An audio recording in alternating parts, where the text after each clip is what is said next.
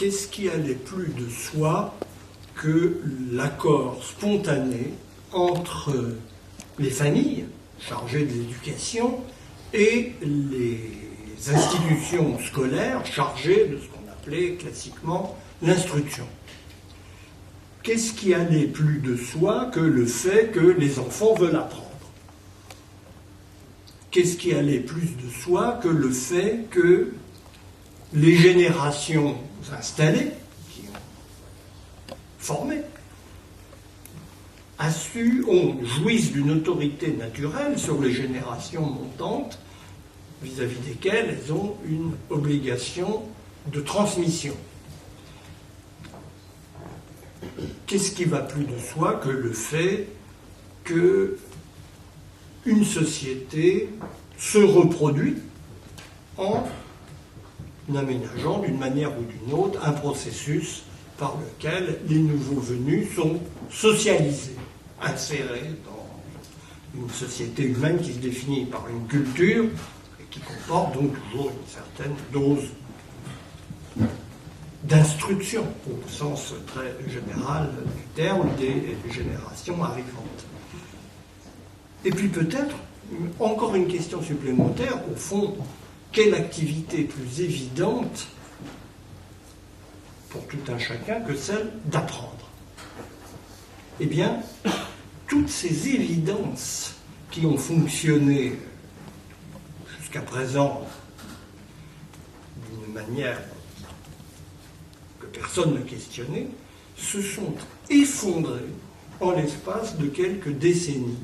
Et en leur lieu et place se sont installés des troubles, des incertitudes, des contradictions, des opacités que nous ne maîtrisons pas et dont, pour commencer, la grande difficulté est de prendre la mesure. Car ces difficultés, le plus souvent, ne sont pas reconnues. Je commencerai par la dernière. L'école, au sens le plus large, sur l'idée qu'elle sait très bien ce que veut dire apprendre. Apprendre du côté de l'enfant. Alors, nous avons eu un grand tremblement de terre depuis une cinquantaine d'années, où en gros, à ce qu'on appelait le système impositif d'éducation, où apprendre était toujours recevoir passivement les messages délivrés par les adultes, s'est substitué une autre façon d'apprendre basée sur les appropriations par les enfants et les jeunes des contenus indispensables à leur formation intellectuelle.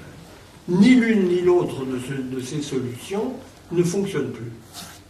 Et la vérité est que nous savons très très mal ce que veut dire apprendre. Alors c'est installé en effet une psychologie scientifique qui a prétendu répondre à la question, mais dont nous voyons bien que les capacités de prescription dans le domaine pédagogique sont en fait extrêmement limitées. Il n'y a pas de question plus obscure, en fait, que celle de ce que veut dire apprendre au niveau scolaire. Parce que toute la démarche dans ce domaine est obturée par une confusion entre connaître, parce que nous avons en effet des modèles de la connaissance extrêmement puissants, développés en particulier dans un monde scientifique qui aujourd'hui jouit d'une autorité sans pareille, mais la connaissance, c'est tout à fait autre chose que l'apprentissage. L'apprentissage tel qu'il se joue à l'école. Apprendre, c'est apprendre à lire, à écrire, à compter. Ça, on connaît très bien la cible. C'est-à-dire apprendre le maniement d'un univers de signes graphiques. Eh bien, c'est là que ça coince. Nous ne savons pas bien, ou très mal, comment ce processus se passe, comment l'aider, comment l'encourager. J'en reviens aux autres dimensions que j'évoquais. Nous avons vu se défaire cette espèce d'alliance objective qui paraissait exister naturellement entre les familles et l'institution scolaire. À beaucoup d'égards, si certaines familles continuent de tirer dans le même sens que l'institution scolaire, encore qu'il faille aller y regarder de trop près pour voir qu'il y a bien des divergences cachées sous l'accord apparent, nous voyons qu'à une échelle de masse, la famille d'aujourd'hui, qui est une famille révolutionnée par les évolutions sociales récentes, n'est pas du tout une alliée naturelle de l'institution éducative. De la même manière, Bernard Stiegler l'évoquait tout à l'heure, nous voyons bien que cette appétence naturelle pour le savoir que l'on pouvait présupposer dans l'humanité, n'est-ce pas? On savait même que l'humanité est tellement curieuse de sa nature que c'est une menace pour tous les ordres établis. Depuis la Bible, il y a toute une responsabilité historique de ce désir funeste de connaissance qui a poussé nos ancêtres dans des voies dont nous sommes tristes héritiers aujourd'hui. Eh bien, si le jardin d'Éden nous revenait aujourd'hui, il n'est pas du tout certain que Ève se laisserait tenter par le serpent. Tu peux te la garder, ta science, on vit très bien sans ça. C'est pas une petite évolution, puisque ça modifie ni plus ni moins une idée de l'humanité qui paraissait enracinée de toute éternité. De la même manière, nous assistons à un phénomène saisissant, qui est la disparition de l'autorité naturelle des générations qui savent, puisqu'elles sont installées, qu'elles ont passé le cursus qui les met de l'autre côté de la barrière, qu'elles sont adultes, sur les générations arrivantes, de telle sorte que on demande aujourd'hui aux enseignants, à tous les niveaux, cette performance extraordinaire qui est d'établir les propres conditions de leur autorité sur les élèves qui sont devant eux. Et on s'étonne qu'ils n'y arrivent pas. Mais c'est le fait qu'ils y arrivent qui est extraordinaire quand on y pense, parce que malgré tout, dans un nombre de cas tout à fait significatif, ils y arrivent. Je salue la performance, parce qu'elle me paraît très peu évidente.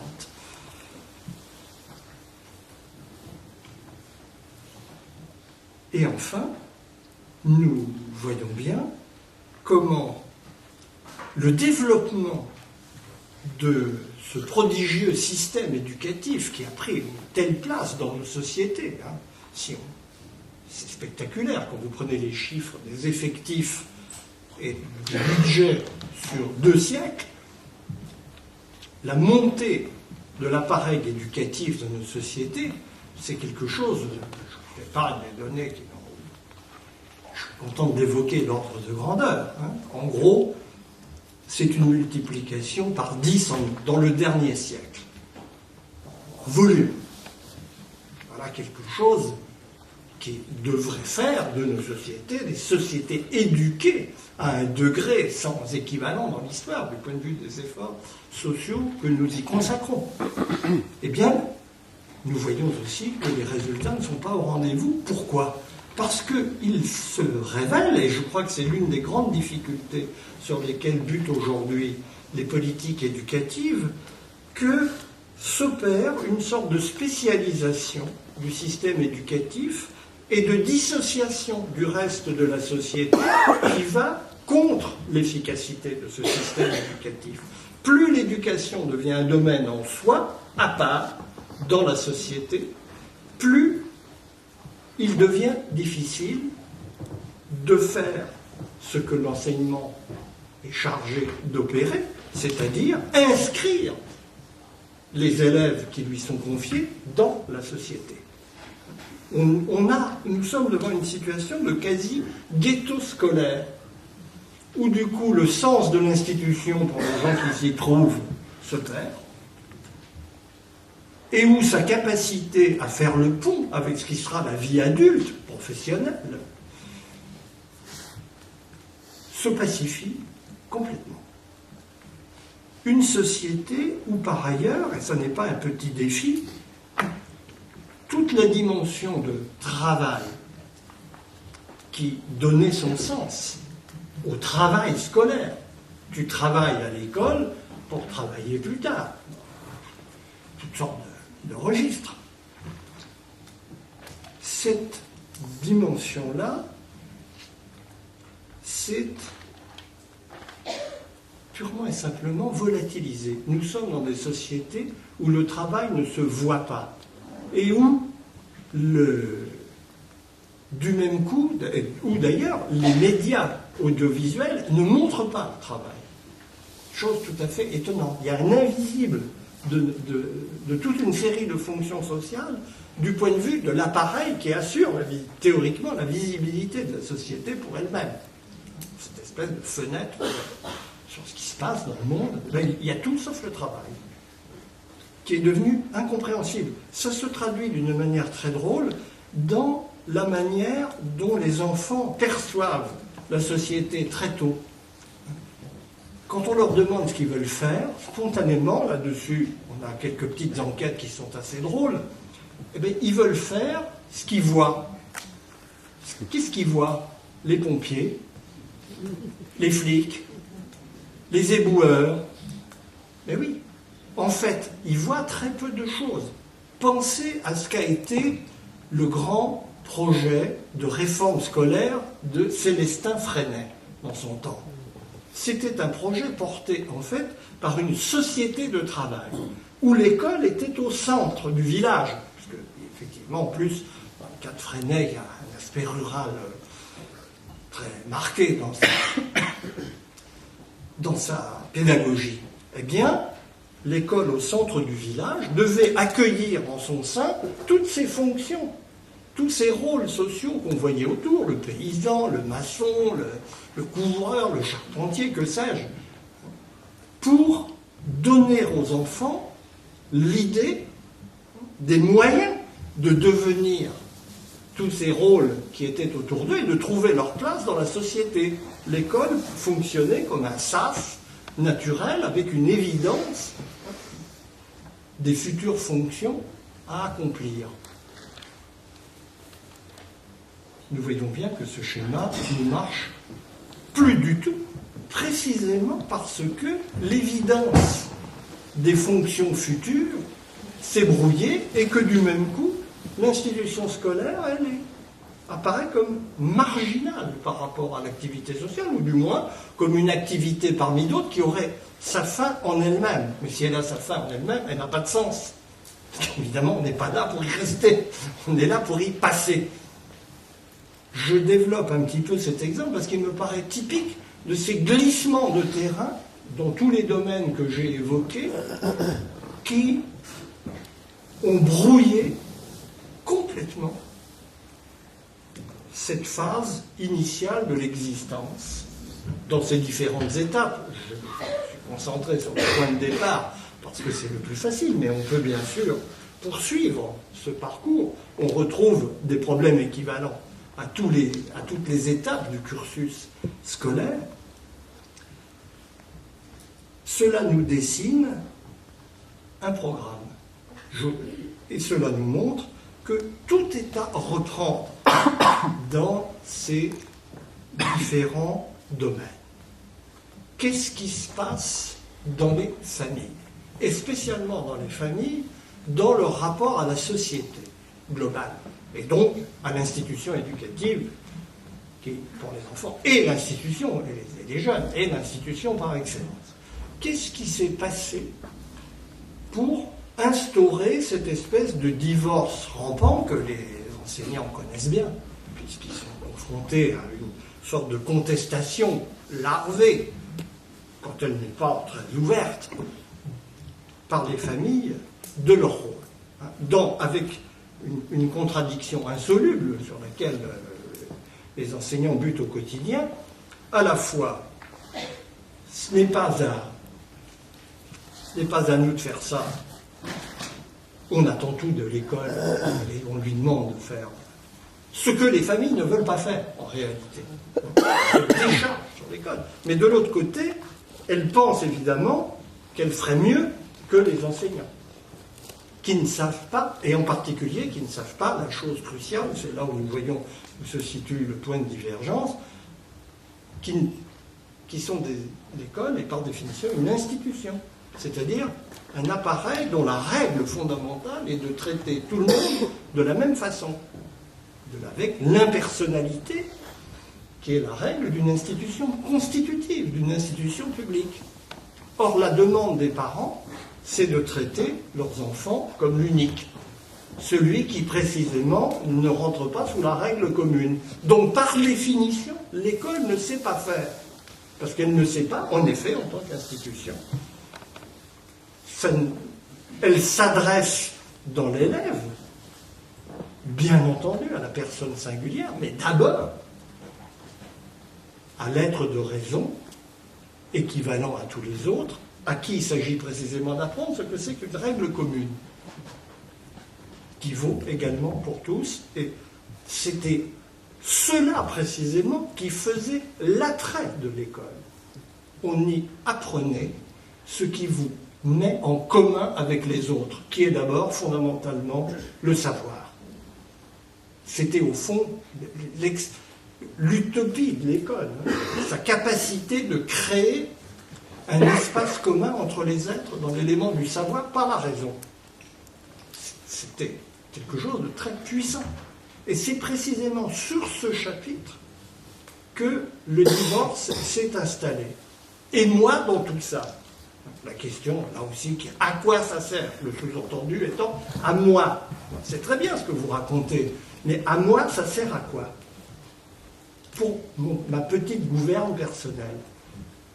Une institution confrontée à cette question-là ne peut pas avoir de réponse. Qu'est-ce qui s'est passé de la même manière sur le front du savoir?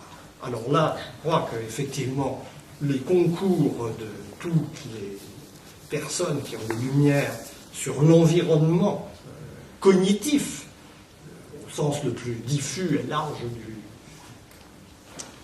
du terme tel qu'il prévaut dans nos sociétés est utile. Et j'ai lu avec beaucoup d'intérêt le travail de Michel Desmurger, et j'attends beaucoup des lumières que ce genre de réflexion et d'analyse peut nous apporter. Qu'est-ce qui s'est passé pour que le savoir cesse de figurer ce qu'il porte depuis si longtemps, et dans son acception laïque, depuis les Lumières? Savoir, c'est se libérer. Savoir, c'est s'émanciper. Savoir, c'est se donner les moyens de gouverner sa propre vie et le destin commun auquel on est lié. Comment cette promesse, qui là aussi était chargée d'un appel prodigieux, qui donnait un ressort d'une si grande efficacité longtemps à l'école, comment un tel ressort a-t-il pu se détendre? Qu'est-ce qui s'est passé pour que le savoir ait acquis, il ne faut pas se leurrer, une image globalement oppressive dans nos sociétés? Et c'est probablement l'une des révolutions silencieuses les plus fortes de notre temps, et par rapport auxquelles nous devons être en alerte.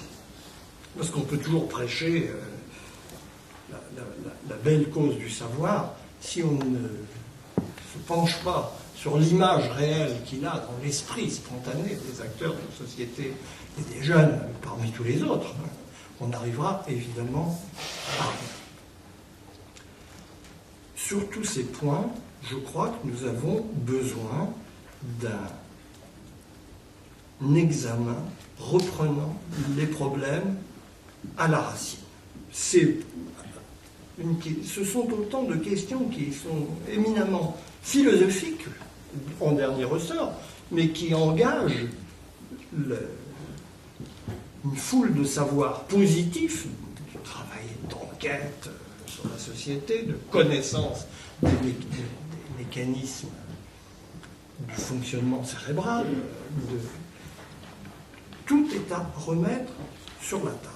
Et ça dit, à mon sens, ce que peut être aujourd'hui une politique de l'éducation.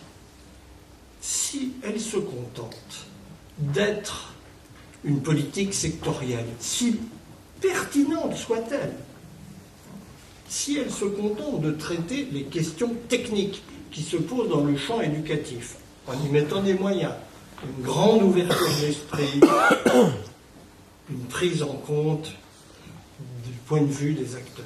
Par parenthèse, l'une des questions principales. Tout le monde a des avis sur l'éducation, et les premiers intéressés, les enseignants, sont ceux qu'on entend le moins. Et pourtant, je crois qu'ils ont beaucoup à dire.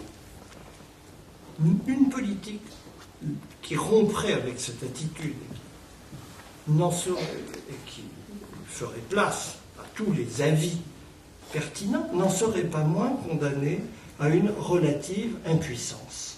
Parce que, bien évidemment, l'institution éducative n'est pas maîtresse des conditions qui permettent son fonctionnement. Elle n'a pas les moyens d'agir en amont sur les termes premiers qui lui permettent de fonctionner de manière à peu près efficace et sur la base de principes relativement consensuels au sein de la société.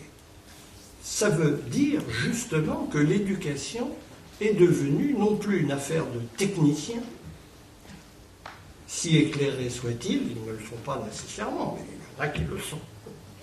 Le problème est de choisir les bons.